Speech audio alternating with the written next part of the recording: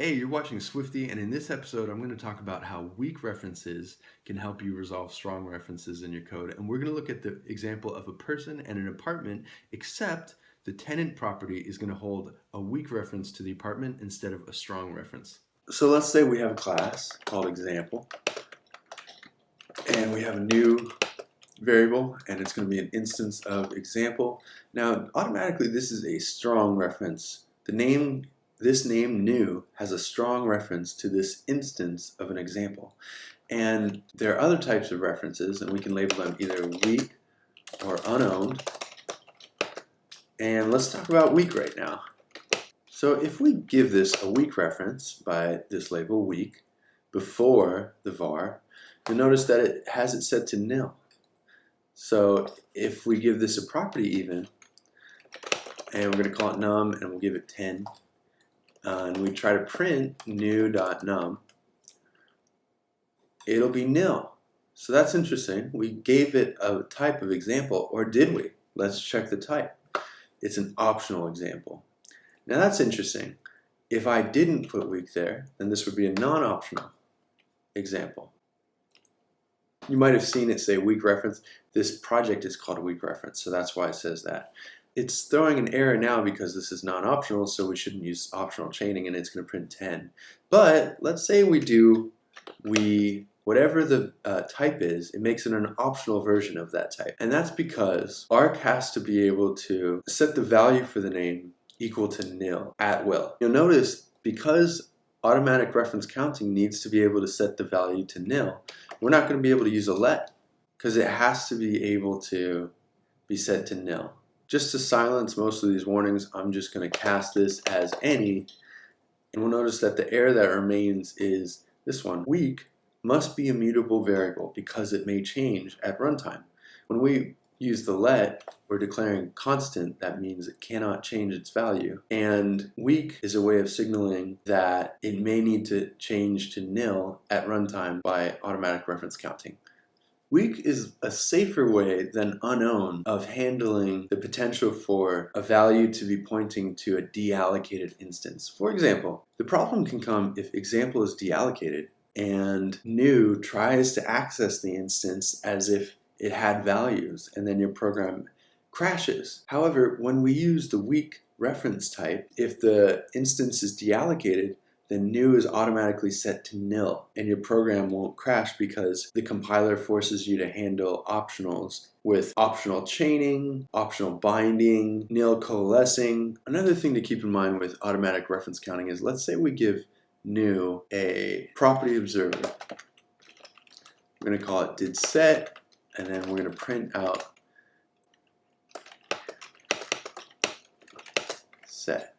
New had a new value set, and you'll notice that if we do new equals nil, then new had a new value set is called as of line 11. And we can actually print line here, and then we'll print line here. It's going to say 11 new had a value set, 13, and then printing nil. But one thing to keep in mind is if automatic reference counting sets the value of new to nil, then property observers will not be called. So did set will not be called. So let's set up the same example from before. Class, person, and we're going to let the name equal be a string.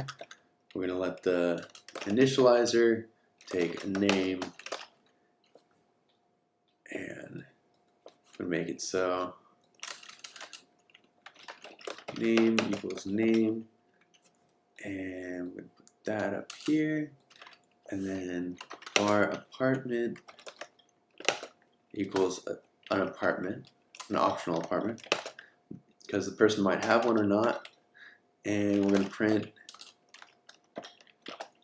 name is being de-initialized.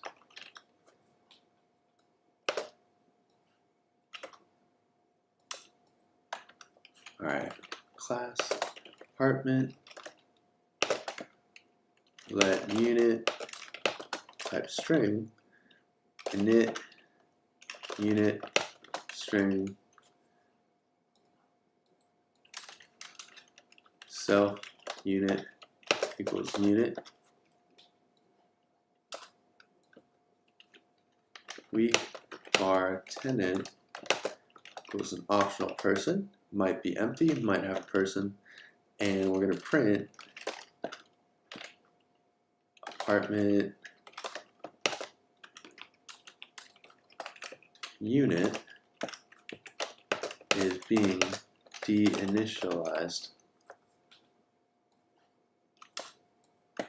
So the difference from before is that we're actually giving tenant a weak reference to the instance of a person which it might reference. And because we haven't given instances to these two classes, our oversimplified memory is looking pretty boring. So let's start it off. So var John equals type person, var unit for A is of type apartment, and the reference counts are 0. Now we're going to say John equals instantiated person, and we're going to call it John. And now that we have an instance, memory is taken up. John holds a strong reference to this instance of a person. Make unit for A, have an instance of an apartment. I'm going to give it unit is for A. Now there is an instance of an apartment in memory. It has the name unit for A. Both strong references. One reference to the person instance, one reference to the apartment instance. Now, because we know we gave John a value up above, we're going to force unwrap for simplicity's sake and give it unit for A. When we type John, we're really jumping through the name and hitting the instance of the person. And then on the person, it has a property called apartment. There are 2 strong references on the apartment instance and 1 strong reference on the person instance. And now we're going to create unit for A, force unwrap it as well, and give it John. Okay, now here's where the magic happens. Tenant has a weak reference on the person. So I'm going to make that blue, and I'm going to add the arrows for the names. 1 strong reference and 1 weak reference on the person, 2 strong references on the apartment instance. Now let's set John equal to nil. When we do that, John is deallocated. Now before, when there were 2 strong references to the person instance that John represents, if you made John equal to nil, you're eliminating the reference to the person, but there was still a strong reference to the person. Why is this person instance being deinitialized now? It still has a reference to it. The difference is this reference is a weak reference, and the rule states that instances won't be deallocated if there's at least 1 strong reference.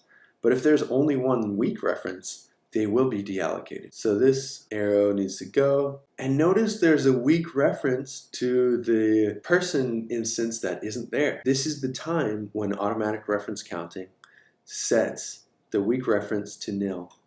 So the tenant property on the apartment will be set to nil. That's why we needed it to be a variable. Because if it was a constant, then automatic reference counting wouldn't be able to change it to nil as needed. So automatic reference counting sets it to nil, and unit for A is the only strong reference on this apartment instance. And now if we do unit for A equals nil, the apartment instance will be deallocated, and you can see that's the case down here.